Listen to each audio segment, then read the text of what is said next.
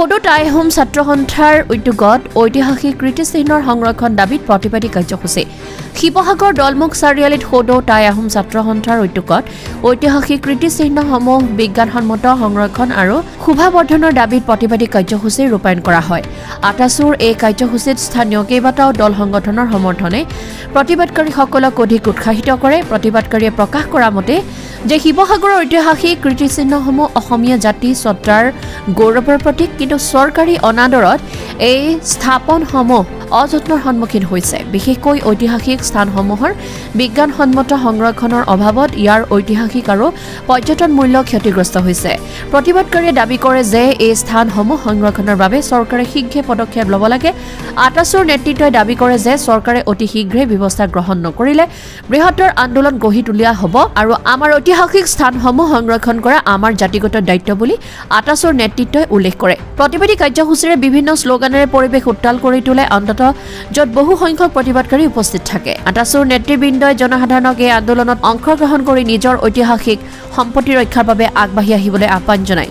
শিৱসাগৰৰ পৰা Farid Ali report, Assam north east news live.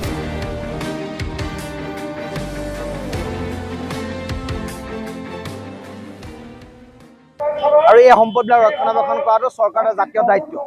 চৰকাৰে জাতীয় দায়িত্ব বুলি পিঠি দিছে। চেণ্ট্ৰেল আইকলজি, ষ্টেট আইকলজি দুৰ্নীতিগ্ৰস্ত বিষয়ে ভৰপূৰ হৈ আছে। প্ৰশাসনে যোগাত্মক দৃষ্টিভংগীয়ে কথাবিলাক লোৱা নাই, তাৰ কাৰণে প্ৰতিবাদ হৈছে। আৰু অতি শীঘ্ৰে যদি এই সম্পদৰ বেদখলমুক্ত নহয়, উপযুক্ত সংৰক্ষণ আৰু সমাৱৰ্তনৰ ব্যৱস্থা গ্ৰহণ নকৰে, টাই আহোম ছাত্ৰ সন্থাই এই জাতীয় সম্পদসমূহ ৰক্ষণাবেক্ষণৰ কাৰণে নিজেই বিহিত ব্যৱস্থা গ্ৰহণ কৰিব আৰু যিকোনো পৰ্যায়লৈ যাবলৈ প্ৰস্তুত থাকিব। দুখৰ বিষয় যে অসমৰ ইমূৰৰ পৰা সিমূৰলৈ সিঁচৰিত হৈ থকা যিবিলাক ঐতিহাসিক সম্পদ, এই সম্পদসমূহ আজিৰ তাৰিখত ধ্বংসৰ গৰালৈ গতি কৰিছে। এই সম্পদসমূহ আহোমৰ সম্পদ নহয়, এই সম্পদসমূহ অসমীয়া জাতীয় জীৱনৰ সম্পদ। এই সম্পদসমূহ আহোম জনগোষ্ঠীৰ পৈতৃক সম্পত্তি নহয়, এই সম্পদসমূহ হৈছে অসমীয়া জাতিৰ শৌৰ্য-বীৰ্যৰ প্ৰতীক, সভ্যতাৰ চানেকি। আৰু এই শৌৰ্য-বীৰ্যৰ প্ৰতীক আৰু সভ্যতাৰ চানেকিক উপযুক্ত সংৰক্ষণ আৰু বেদখলমুক্তকৰণৰ কাৰণে টাই আহোম ছাত্ৰ সন্থাই বিভিন্ন সময়ত দাবী উত্থাপন কৰি আহিছোঁ। আৰু চৰকাৰে যিটো জাতীয় দায়িত্ব হিচাপে লৈ জাতীয় দায়িত্বটো পালন কৰিব লাগে, তেখেতলোকে জাতীয় দায়িত্বৰ প্ৰতি পিঠি দিছে। আৰু জাতীয় দায়িত্বৰ প্ৰতি পিঠি দিয়াৰ কাৰণেই শিৱসাগৰ নগৰৰ মাজমজিয়াত প্ৰশাসনৰ নাকৰ তলত, ষ্টেট আইকলজি, চেণ্ট্ৰেল আইকলজি নাকৰ তলত ইয়াত বেদখল হৈছে। আমাৰ কাষতে যমুনা আছে, এই যমুনাখনৰ অবাধ বেদখল হৈছে। আৰু এই বেদখলৰ কৰাৰ কাৰণে যমুনাৰ জলৰাশি কমি গৈছে। আৰু যমুনাৰ জলৰাশি যদি কমি গৈ থাকে, এটা সময়ত শিৱসাগৰ বৰপুখুৰীৰ পানী হ্ৰাস পাব।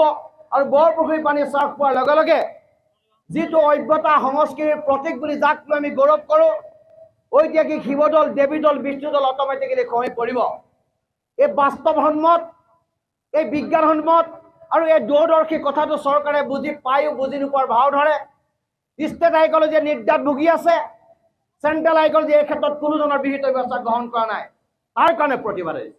যমুনা বেদখল কৰিব লাগিব। দুখৰ বিষয় যে অসমৰ ইমূৰৰ পৰা সিমূৰলৈ সিঁচৰিত হৈ থকা যিবিলাক ঐতিহাসিক সম্পদ, এই সম্পদসমূহ আজিৰ তাৰিখত ধ্বংসৰ গৰালৈ গতি কৰিছে। এই সম্পদসমূহ আহোমৰ সম্পদ নহয়, এই সম্পদসমূহ অসমীয়া জাতীয় জীৱনৰ সম্পদ। এই সম্পদসমূহ আহোম জনগোষ্ঠীৰ পৈতৃক সম্পত্তি নহয়, এই সম্পদসমূহ হৈছে অসমীয়া জাতিৰ শৌৰ্য-বীৰ্যৰ প্ৰতীক, সভ্যতাৰ চানেকি। আৰু এই শৌৰ্য-বীৰ্যৰ প্ৰতীক আৰু সভ্যতাৰ চানেকিক উপযুক্ত সংৰক্ষণ আৰু বেদখলমুক্তকৰণৰ কাৰণে টাই আহোম ছাত্ৰ সন্থাই বিভিন্ন সময়ত দাবী উত্থাপন কৰি আহিছোঁ। আৰু চৰকাৰে যিটো জাতীয় দায়িত্ব হিচাপে লৈ জাতীয় দায়িত্বটো পালন কৰিব লাগে, তেখেতলোকে জাতীয় দায়িত্বৰ প্ৰতি পিঠি দিছে। আৰু জাতীয় দায়িত্বৰ প্ৰতি পিঠি দিয়াৰ কাৰণেই শিৱসাগৰ নগৰৰ মাজমজিয়াত প্ৰশাসনৰ নাকৰ তলত, ষ্টেট আইকলজি, চেণ্ট্ৰেল আইকলজি নাকৰ তলত ইয়াত বেদখল হৈছে। আমাৰ কাষতে যমুনা আছে, এই যমুনাখনৰ অবাধ বেদখল হৈছে। আৰু এই বেদখলৰ কৰাৰ কাৰণে যমুনাৰ জলৰাশি কমি গৈছে। আৰু যমুনাৰ জলৰাশি যদি কমি গৈ থাকে, এটা সময়ত শিৱসাগৰ বৰপুখুৰীৰ পানী হ্ৰাস পাব। আৰু বৰপুখুৰীৰ পানী হ্ৰাস পোৱাৰ লগে লগে যিটো সভ্যতা সংস্কৃতিৰ প্ৰতীক বুলি যাক লৈ আমি গৌৰৱ কৰোঁ, ঐতিহাসিক শিৱদৌল, দেৱীদৌল, বিষ্ণুদৌল অট'মেটিকেলি খহি পৰিব। এই বাস্তৱসন্মত, এই বিজ্ঞানসন্মত আৰু এই দূৰদৰ্শী কথাটো চৰকাৰে বুজি পায়ো বুজি নোপোৱাৰ ভাও ধৰে। ষ্টেট হাইকলজিয়ে নিৰ্যাত ভুগি আছে, চেণ্ট্ৰেল হাইকলজি এই ক্ষেত্ৰত কোনো ধৰণৰ বিহিত ব্যৱস্থা গ্ৰহণ কৰা নাই। তাৰ কাৰণে প্ৰতিবাদ আহিছে। যমুনা বেদখল কৰিব লাগিব, তাক লৈ ৰাজপথত ৰাইজ ওলাই আহিছে। ঐতিহাসিক ৰংগনাথ দৌল আজি বেদখলৰ কবলত।